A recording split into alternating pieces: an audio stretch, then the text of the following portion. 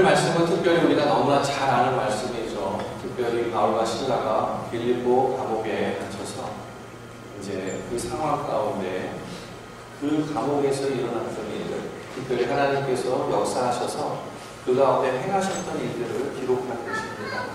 그래서 오늘 모든 것을 뛰어넘는 예배, 어떠한 상황 속에서도 하나님을 예배해야 한다는 그러한 말씀의 주제로 여러분과 하나님의 말씀을 좀 나누기를 소망합니다. 먼저 우리가 함께 들어가는 말 함께 읽도록 하겠습니다. 같이 읽습니다. 예배는 하나님의 인재를 경험해야 합니다. 예배는 하나님의 영광을 보게 합니다. 그래서 고난을 이겨내는 힘, 온전한 회복과 치유가 예배로부터 주어집니다. 하나님께서는 지금도 수련과 진정으로 예배하는 자들을 찾으십니다.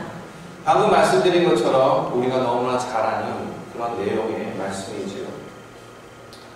특별히 오늘 이 본문에서 보면은 이 사도 바울과 이 실라가 행했던 일들은 다른 어떤 일들이 아니에요. 불법적인 일도 아니었고, 그리고 죄를 범하는 그런 일도 아니었습니다. 그 당시에 한 여종이 귀신을 통해서 정을 치고 그것을 통해서 그 주인들이 돈을 버는 그러한 것 가운데에서 그 여종이 계속해서 보이는 따라가는 흔들리죠. 또 어떤 면에서 보면은 그 여종이 굉장히 불쌍했겠죠. 사도 바울을 보고. 그래서 그 여종을 사랑하는 마음으로 그 안에 있는 귀신을 쫓아주는데 이것이 사단이 되고 발달이 되는 거죠. 그래서 좋은 일을 하고 선한 일을 했음에도 불구하고 모함을 받아서 오늘 특별히 우리가 잘 아는 것처럼 사도 바울과 실라가 감옥에 갇히게 되는 그런 상황들이 우리에게 일으켜지는 것입니다. 그런데 이 사도 바울과 이 실라가 감옥에 투옥이 됐는데 그 투옥된 장소에서 그들이 하고 있었던 일들이 있었습니다. 그것이 무엇입니까? 하나님을 찬양하는 것입니다. 또 하나님께 기도하는 것이었습니다. 이사야에 보니까요 이런 말씀을 하시더라고요. 이 백성은 내가 나를 위하여 지었나니 나를 찬송하게 하려 합니다. 여러분, 오늘 하나님께서 우리를 지으신 목적 중에 하나가 무엇이냐면 찬양하는 하나님의 백성으로 삼기 위한 것이다 라고 말합니다. 이 찬양은 또 어떤 의미와 관련이 되어 있습니까? 예배하는 것입니다. 예배하는. 이 말을 다시 조금 더 다르게 해석하면 하나님께서 우리를 창조하신 목적 가운데 하나는 하나님의 백성이 예배하는 백성으로 삼기 위한 하나님의 뜻이 있다는 것을 말하고 있습니다. 여러분, 찬양이 예배 가운데 있죠. 그러나 예배의 일부가 아니라 찬양이 예배입니다. 왜냐하면 찬양은 하나님의 말씀이 곡조 있는 것으로 표현되어져 있는 그러한 것들이기 때문에 그렇습니다. 여러분, 하나님께서 쓰임받는 사람들의 특징들이 있는데 그 특징 중에 하나가 뭐냐면 이 하나님께 쓰임받는 사람들의 특징, 그것은 자신의 삶에서 예배를 최우선 순위에 둔다는 사실입니다. 하나님께 사용되어지는 이 사람들의 특징이에요. 그런데 우리는 어떻습니까? 예배의 감격이 점점 사라지는 그런 시대에 살고 있어요. 찬송의 감격이 점점 사라지는 그러한 시대에 우리가 살고 있습니다. 존 메가더라는 사람이 계시네요. 그분이 이렇게 말합니다. 세상의 많은 곳에서 잘못된 예배를 드리고 있다. 트루티아, 현실적인 것, 의식이나 형식 또는 하나님의 축복에 초점을 둔 예배들이 그런 것들이 아니라도 우리는 예배자들을 만족시키기 위해 만든 자신의 방식을 따라 예배를 드린다. 아니면 잘못된 태도나 번성으로 예배를 드립니다. 여러분, 어떤 면에서 우리가 믿음으로 살아가지 못하는 이유 중에 하나가 예배를 예배답게 드리지 못하기 때문입니다. 다시 말하면 예배의 상실 속에서 오는 그 믿음의 상실이 우리가 이 세상을 살아가는 그 삶에서 믿음으로 살아가는 것이 참으로 어렵게 만드는 그러한 과정 가운데 있다는 것을 말씀드립니다. 오늘 우리가 읽은 본문에서 정말 예배를 진심으로 그리고 마음으로 영으로 드리는 그러한 모습들을 우리가 발견하게 됩니다. 누굽니까? 바울과 실라입니다. 예배드리는 모습이 그렇게 나와요. 누구보다도 진실하게 예배를 드리는 두 사람이 등장하는 것입니다. 근데 생각해볼 것이 하나 있어요. 바울과 실라가 이렇게 마음을 다해서 예배를 드렸던 그곳이 어디입니까? 감옥입니다.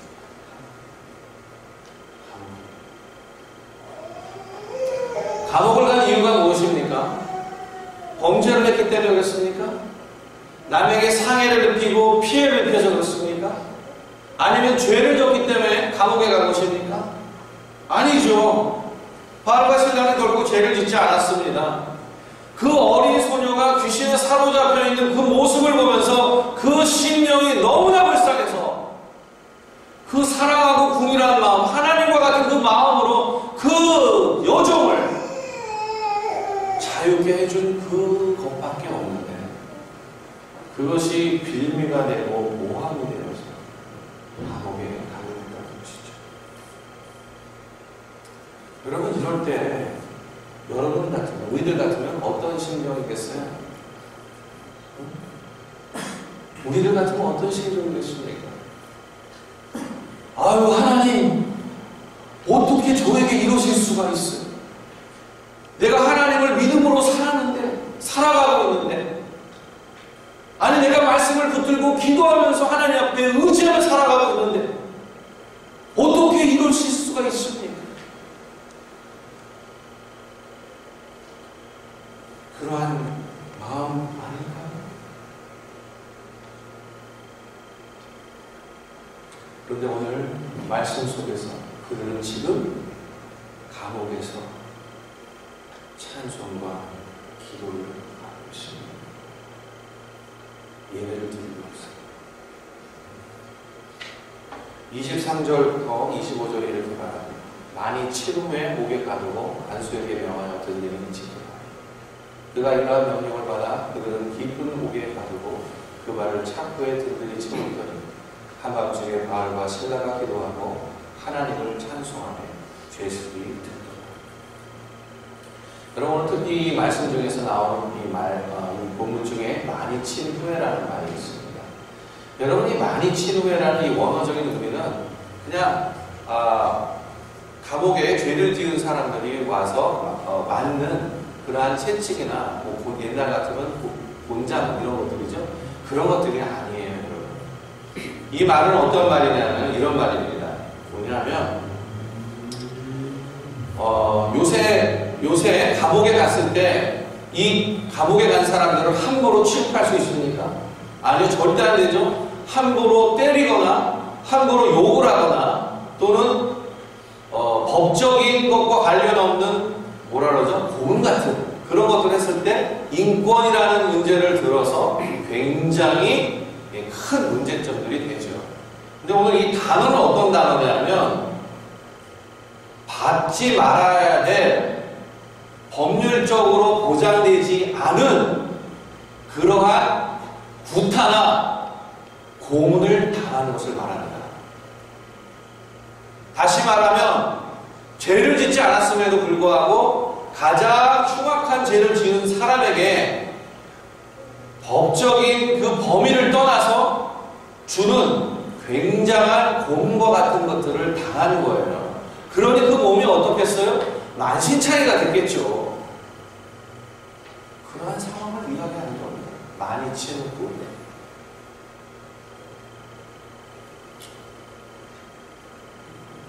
이들은 예배를 합니다. 찬송과 기도를 해요. 그래서 우리가 배워야 할 것은 어떠한 상황이었습니까? 모든 것을 뛰어넘는 하나님께 드리는 예배가 우리의 삶에 있기를 주님의 이름으로 축복합니다. 예배하는 인생이 어떠한 인생이 될까요? 예배하는 인생. 같이 큰 소리로 읽습니다. 시작. 하나님의 임재를 경험하다. 여러분, 하나님의 임재를 경험하는 비결은 예배입니다. 하나님의 임재를 경험하는 것은 예배예요. 찬송을 통해서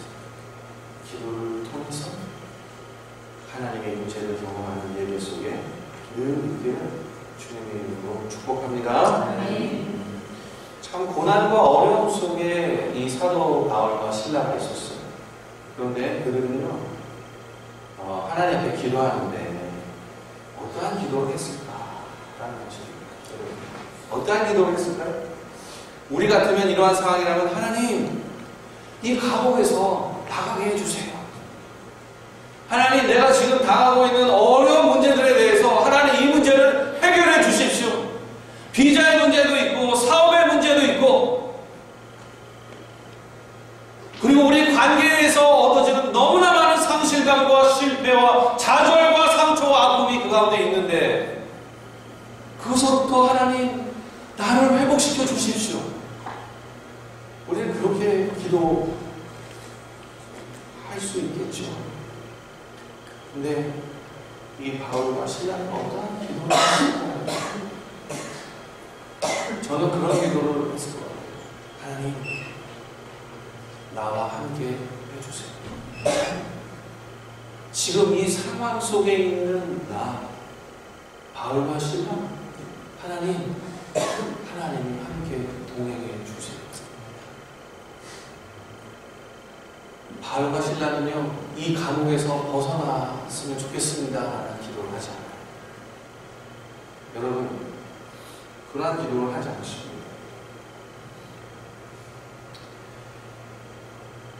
우리가 하나님의 임재 속에 들어가는 한 방법은 개인적인 예배든 전체 예배든 간에 예배를 통하는 것입니다. 마치 시간 낭비인 것처럼 보이지만요, 예배는 하나님의 임재에 들어가는 유일한 방법이에요. 그래서 사도 바울은 지금 남들이 보기에도 저 사람 인생이 끝났다.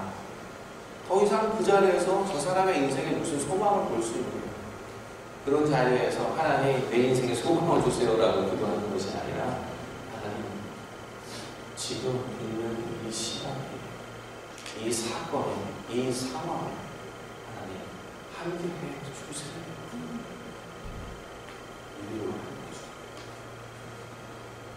여러분 25절에 보니까 한밤중에 바울과 실라가 기도하고 하나님을 찬송하며 제수를 부릅니다. 아무리 힘들고 어려워도 하나님이 함께 하시면 모든 것을 넘어갈 수 있습니다. 여러분, 왜 어떻게 이 바울과 실라가 이 감옥으로부터 피하는 것을, 탈출하는 것을 기도하지 않았느냐는 걸 어떻게 알 수 있느냐? 여러분, 말씀드린 게 뭐냐면 오늘 본문에서 보면 우리가 한번 같이 찾아서 읽어보죠. 여러분,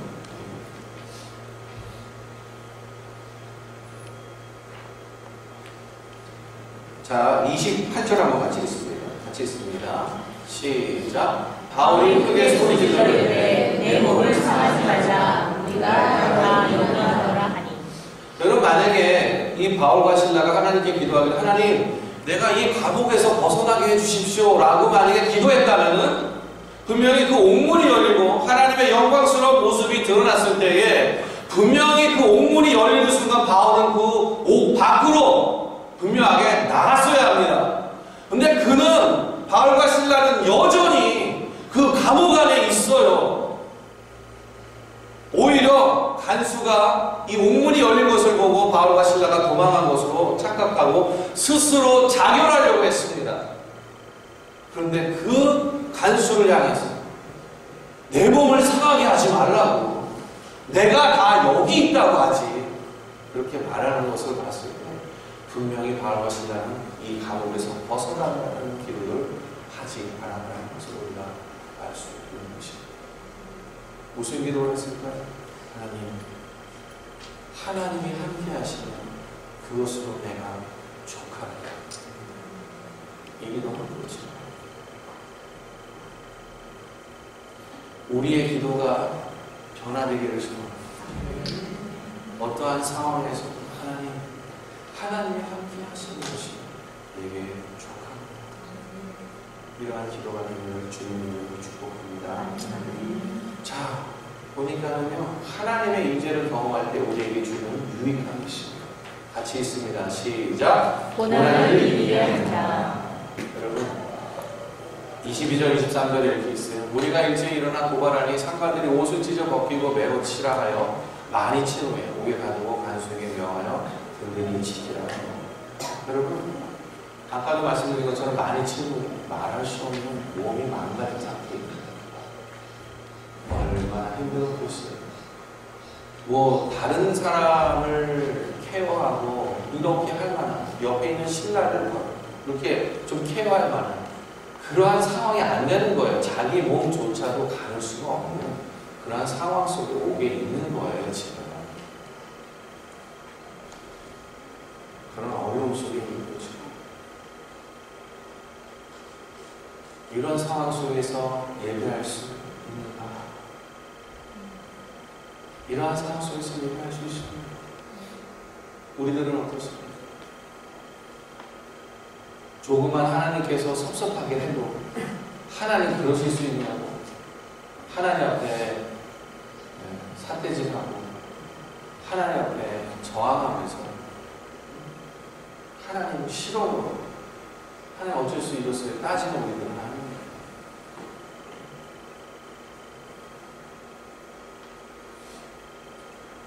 우리가 예배를 드려도 하나님의 임재를 충분히 경험하지 못하는 이유는 무엇입니까? 섭섭한 마음, 우리의 많은 경험되어지는 고난, 어려움, 심지어는 내가 하나님 앞에 열심히 교회에서 봉사하고 그리고 믿음의 삶을 살아가는데도 불구하고 여전히 내 삶 속에 부딪히는 많은 고난들, 어려움들, 내가 이해할 수 없는 그러한 상황 속에 나를 빠뜨리시는 것 같은 그 하나님의 인도하심. 여러분, 우리의 삶은요, 보이는 것보다 보이지 않는 것이 훨씬 더 많습니다. 그런데 하나님께서는 이 보이는 것보다 보이지 않는 그 순간과 시간 속에서 우리의 삶을 좀 더 성숙하고 성장하도록 만들어간다는 이 사실이 우리에게 하나님을 의지할 만한 하나님이심을 다시 한번 고백하게 한다는 사실입니다. 사도 바울이 그랬어요. 신라가 그랬어요. 예배할 수 없는 그 상황 속에서 그들이 이렇게 예배할 수 있었던 이유는 계속해서 많은 고난을 겪었을 때 바울과 신라가 하나님을 믿는 믿음과 그 신뢰함 속에서 계속적인 그 표현들을 할 때 바울과 신라는 경험했던 것입니다. 아, 하나님은 나의 이 고난의 순간, 어려움의 순간에도 여전히 함께 하셨구나.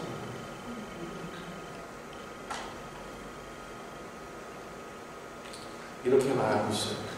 그들이 그리스도의 일들이냐 정신없는 말을 하거니와 나는 더욱 그러하고 내가 수고를 넘치도록 하고 옥에 갇히기도 더 많이 하고 매도 수없이 많고 여러 번 죽을 뻔하였으니 유대인들에게 40에서 하나 강한 죄를 5번 받았습니다.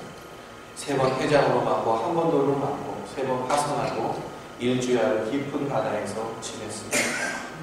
여러 번 여행하면서 강의 위험과 강도의 위험과 동족의 위험과 이방인의 위험과 신의 위험과 광야의 위험과 바다의 위험과 거짓 형제 중에 위험을 당하고 또 수고하여 애쓰고 여러 번 자지 못하고 줄이려 공부하고 여러 번 굶고 춥고 헐벗어 지금까지의 이 사도 바울과 신라가 당했던 그런 고난입니다. 아니 세상에 우리는 적어도 이런 고난을 다 당하지 않죠.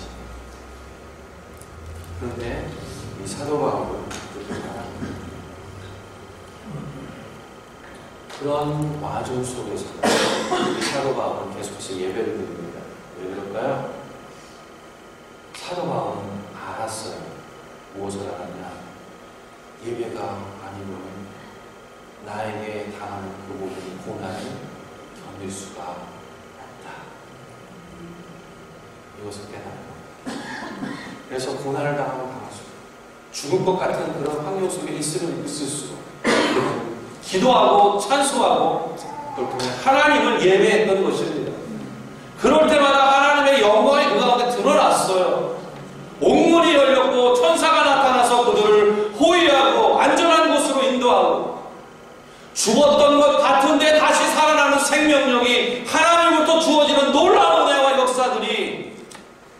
그 모든 상황 속에서 하나님으로부터 주어졌다는 사실. 그래서 그는 알았어요. 아, 그렇구나.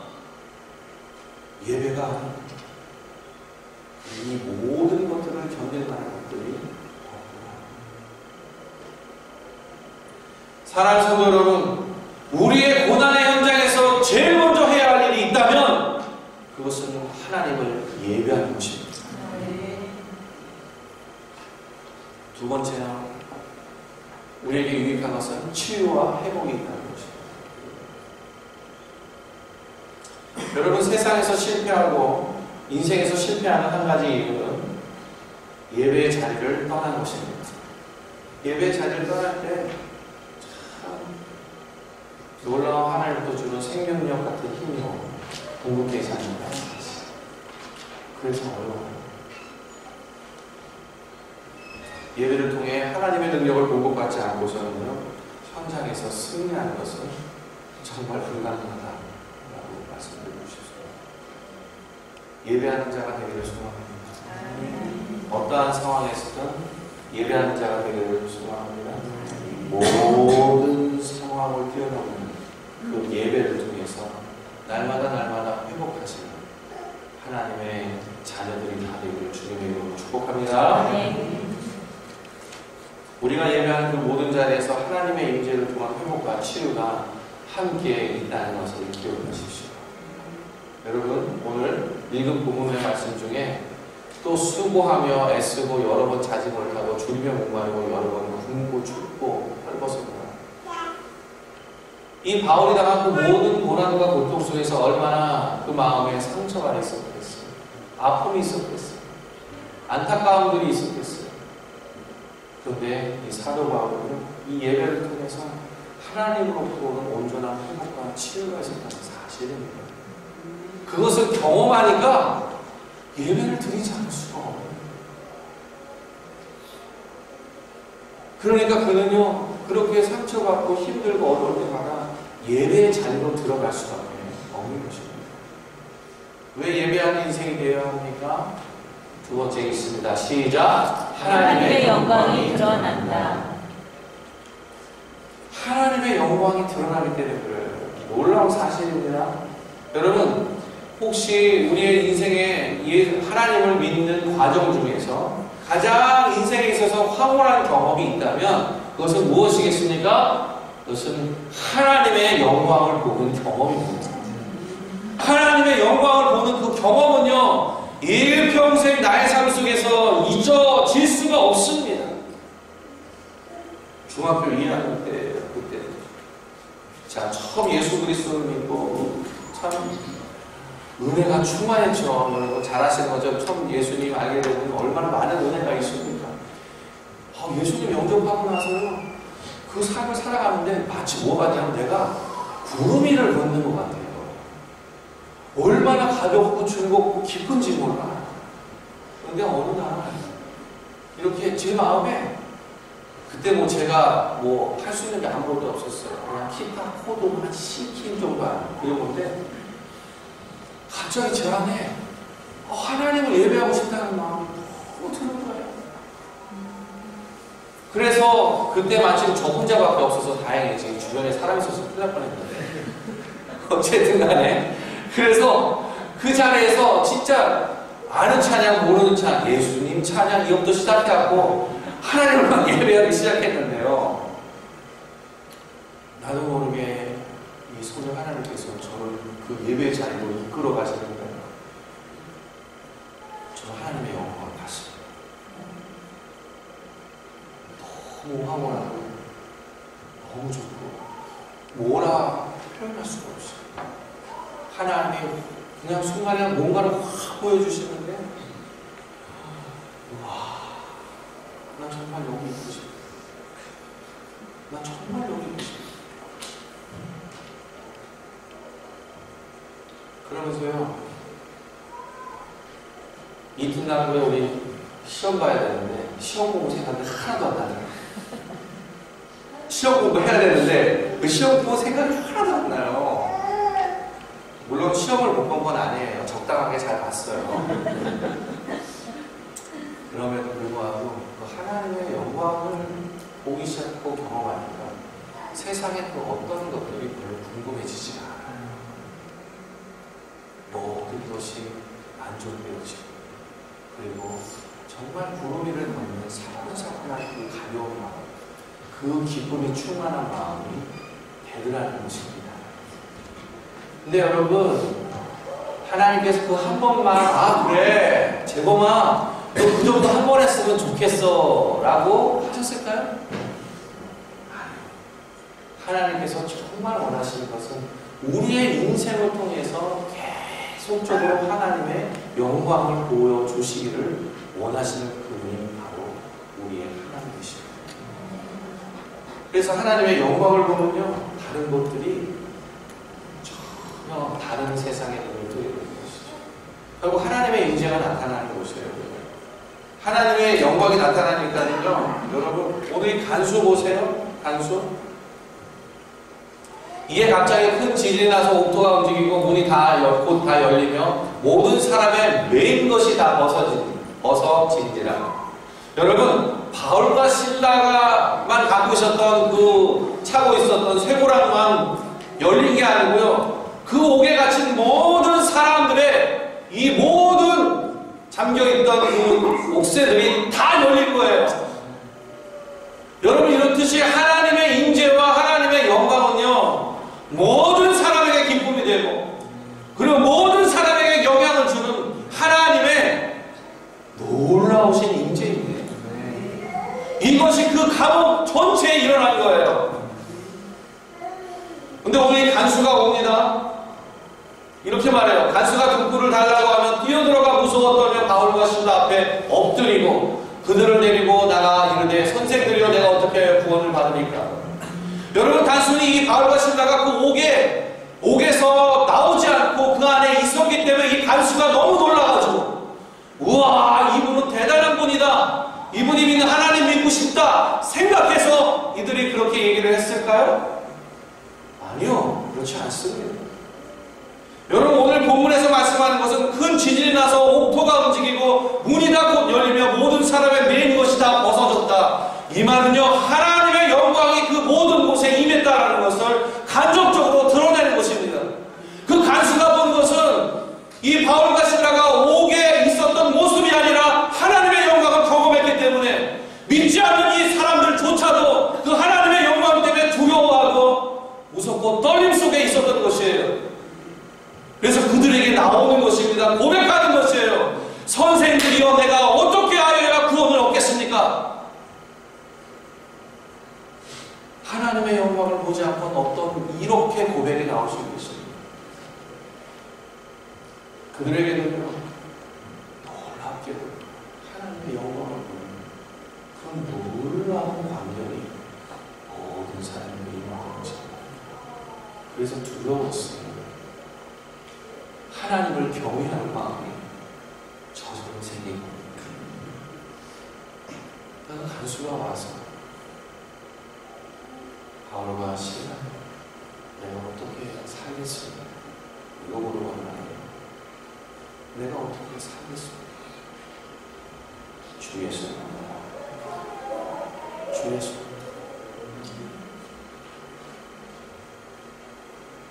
무서워 떨며 하나님의 임재와 영광이 가득한 그 모습 속에서 우리를 보아주옵소서.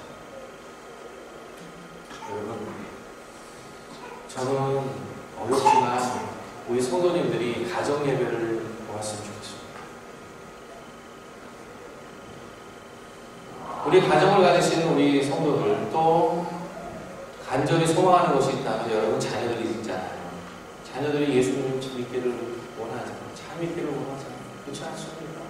믿음 안에서 하나님의 사랑과 원하에서 잘 자라기를 원하지 않습니까? 근데 우리 부모들이 함께 예배를 드릴 때 이 바울과 실라처럼 하나님의 임재와 영광 속에 있는 그 모습 그냥 보면 아이들에게 가르치지 않아도 아이들은 하나님을 경외합니다. 그 예배를 시작하세요. 하나님께서 말씀하시잖아요. 내가 오늘날에도 나를 예배하는 자를 내가 찾는다.